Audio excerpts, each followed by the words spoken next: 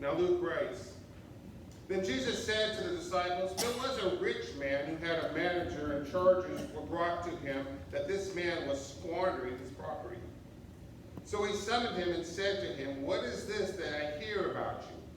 Give me an accounting of your management, because you cannot be my manager any longer. Then the manager said to himself, what will I do now that my master is taking the position away from me? I am not strong enough to dig, and I am ashamed to beg. I have decided what to do, so that when I am dismissed as manager, people may welcome me into their homes. So summoning his master's debtors one by one, he asked the first, how much do you owe my master? He answered, 100 jugs of olive oil. He said to him, take your bill, sit down, and quickly make it 50. Then he asked another, how much do you owe? He replied, 100 containers of wheat. He said to him, take your bill and make it 80. And his master commended the dishonest manager, because he had acted shrewdly. For the children of this age are more shrewd in dealing with their own generation than the children of light. And I tell you, make friends for yourselves by means of dishonest wealth, so that when it is gone, they may welcome you into their eternal homes. Whoever is faithful in very little is faithful in also in much. And whoever is dishonest in very little is dishonest also in much.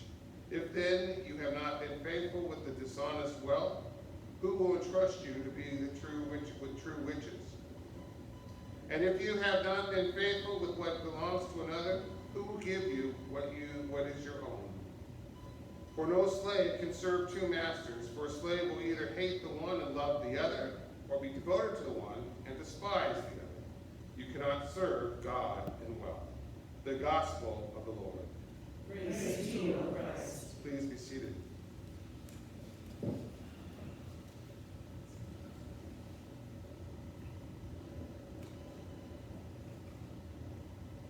What do we squander? What have you squandered in your life? What types of things have you squandered? We really don't use that word squander very often in our lives, do we? It's not a word that we constantly use, but I got to thinking about squandering. If you give me the next slide, go to slide, one more. One more, go. How many times have we squandered an opportunity? Where you've had an opportunity to do something or be somewhere and you don't do it. You don't do it for whatever reason. And Ben Franklin's quote is really good about how we squander our time. He says, dost thou love life? Then do not squander time, for that is stuff life is made of. And I thought about that quote, and I thought about how often we squander time. And like I was trying to get the kids to understand, how many of us don't like waiting in line and feel like it's a waste of time? I don't like Costco because of the lines.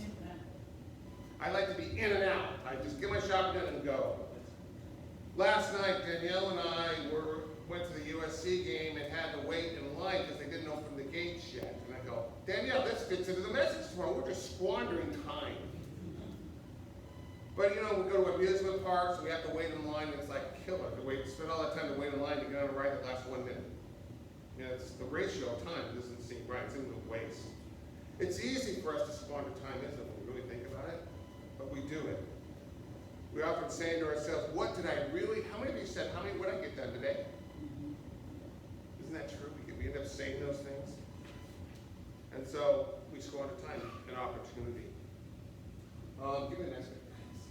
And I think about how we do these things, and we wonder about, we have opportunities in the workplace, we have opportunities at school, we have opportunities on the sports team, opportunities in business, in life, in worship, in faith. It's really challenging that we have all these opportunities that we squander. But then I thought about the worst one, which we squander. How many of us squander money? How fast does money go? You know, it used to be a $20 bill. Once you broke it, it was gone. Well, that's not even the case anymore. Now it's a $100 bill.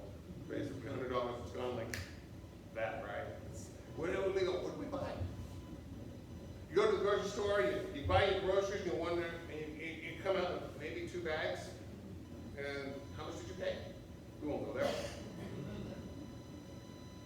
So it's easy for us to squander money, and it doesn't take long, does it? I remember as a young child, about 10 years old, and I wanted to buy a racetrack, an Eldon racetrack. I was all excited. And I saved my money, got my $15 together, went to the toy store and bought my racetrack. I was so excited, brought it home. I got to play with it for 2 months.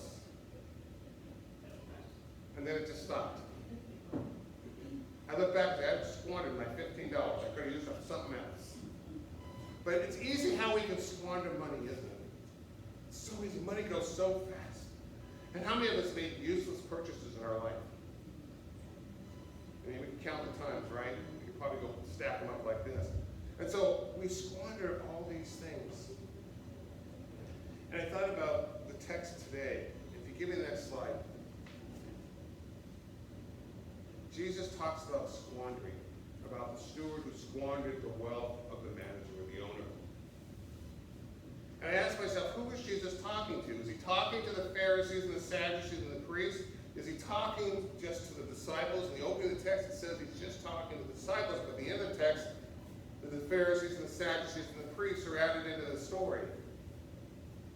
Is he also meaning the story for the crowd? Is he talking to us? Is he making the parable because of us? What is Jesus' point, I asked myself. What are the ways, I thought, that we squander what God has given us? How have we squandered our money for God? How have we squandered our possessions for God? How have we squandered our personality? Our generosity for God? How have we squandered our hearts for God? Our minds? The depths of our soul? How have we squandered those things that God has given us for His glory to use for others? How have we squandered? In our story before this, in Luke chapter 15, Jesus talks about God's love for us in the parable of the lost coin, the parable of the lost sheep, and the ultimate parable of the prodigal son. And he shows us how much he gives us his love, how much he wants us to share that same kind of love, to go after the lost and the lonely in life. These parables challenge us and the disciples to think about what God's love is, that God never squanders his love on us, does he? Every time God reaches out into our lives, even when we're hurting or in pain, God reaches out and says, I love you. And yet, do we reciprocate that, or do we squander it? I didn't like that answer. I didn't like that thought. And I had to look in the mirror and ask myself, how have I squandered what God's given to me? Have I been a good steward of what God has blessed me with over these years? And I really don't have a good answer to that question. And it keeps running in my head as I got ready for this morning. Lord, what have I squandered for you? What have I not done for you that you needed me to do? And one of the things, when you get to the place where I am in my life right now, as I prepare to leave ministry, I look over the 40 years of doing ministry, and I begin to ask myself, Lord, what have I squandered for you? Who's been the recipient of my squander? Who have I missed that you needed me to address? It's a challenging question when you live in ministry and do ministry, and it's a hard one to answer for yourself when you think about, what have I squandered? And all of a sudden the weight comes on you and says, Lord, I don't know how I've squandered, but I'm sure I have. And Lord, I just have to repent and say, I'm sorry. It was not intentional that I squandered whatever you needed me to do. I think there's a reality there. And I think even Bernice and I this morning were wondering what to do with this homeless person who invaded our property last night and wouldn't go away. And this morning as we prayed together before worship, both of us, we all looked in each other's eyes and felt compassion on this homeless person, but struck what was the right thing to do. Did we squander an opportunity even last night? It's a challenging question. It's the challenge that the owner gives to his shrewd steward when he comes before him and he says, you owe me something, you haven't taken care of business. And then the shrewd steward starts to get really smart with things. He says, okay, I know what I'll do. I will go to those who owe my master money, and I'll reduce their amount that they owe. From 150 to from 100 to 80, and so on and so forth. And it's such a strange story. And if you give me the next slide, it's interesting because the owner comes back to the shrewd steward from what he's done. Said, I admire your dishonesty because you got me my goods. Think about that. As dishonest as the steward was, the manager, the owner says, I admire what you have done in your dishonesty because you got me what I am owed. So, I thought about that. Is Jesus telling us this dishonesty is a good thing? No. What he is saying is, sometimes we're called to do difficult things in different times that call us to do things that may not be up and up right. And I thought about that. I really was conflicted with this part of the parable that Jesus gave us. And began to wonder why Jesus does this. But I think I began to understand sometimes in the time of Jesus' day, he's making another point that we miss altogether. Remember, when Jesus where Jesus is living, how he's living in a time of oppression, where the Jews are being oppressed by the Romans. And even this new group of followers, this new followers of Jesus, are oppressed by the Jews because the Pharisees and the Sadducees and the religious leaders don't like what Jesus is doing. And maybe Jesus is trying to make a point that in the midst of our difficult situation and the oppression of Israel by the Romans, and even this young following group of Jesus being oppressed by the Jews and the religious leaders, maybe sometimes we have to do things that are unorthodox to get the point across. Maybe we have to do something to make a point that people understand that you can't do that. You can't treat us that way. And the Romans were definitely oppressing the Jews as a vassal state. And they were controlling everything that was going on. And maybe Jesus would make a point to the Jews that maybe you need to stand up and make a point and do what you have to do to take back what's owed you. It's a challenging thought that Jesus gives us in this text. But Jesus says you need to do the right thing for the right reason at the same time.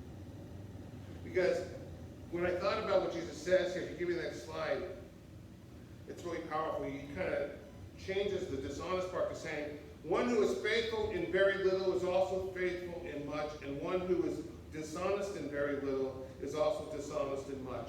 So he flips the whole issue of dishonesty into thinking about, hey, look, what you really need to think about here is, are you willing to be faithful in what you're doing, not dishonest? And I think faithfulness is very difficult, isn't it? Sounds easy, right? I'll be faithful.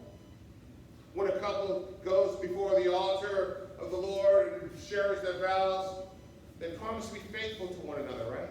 In sickness and in health and everything, right? But what happens down the road? A man sees an attractive woman. All of a sudden, that faithfulness gets blocked out, doesn't it? Maybe the man doesn't respond, but he thinks it, right? How about when it's time to pay taxes? How faithful are we? How many excuses do we write? How many suspected expenses do we come up with? But is it faithful? In a little, right? Who's going to know, right? Who's going to know? You know. Are you being faithful? In a little? And then God calls you and says, I need you to be faithful in some. And if you're not being faithful in the little things, how can you be faithful in the big things? It's one of the hardest challenges as we live out our faith is to be faithful. It's hard to be committed to going to church. It's hard to be committed to going to a Bible study. It's hard to be committed to take care of those who are less fortunate than ourselves. It's hard. But Jesus says to his disciples, the point is, you need to be faithful in the little things. The very little things you need to be faithful. It's not easy for us.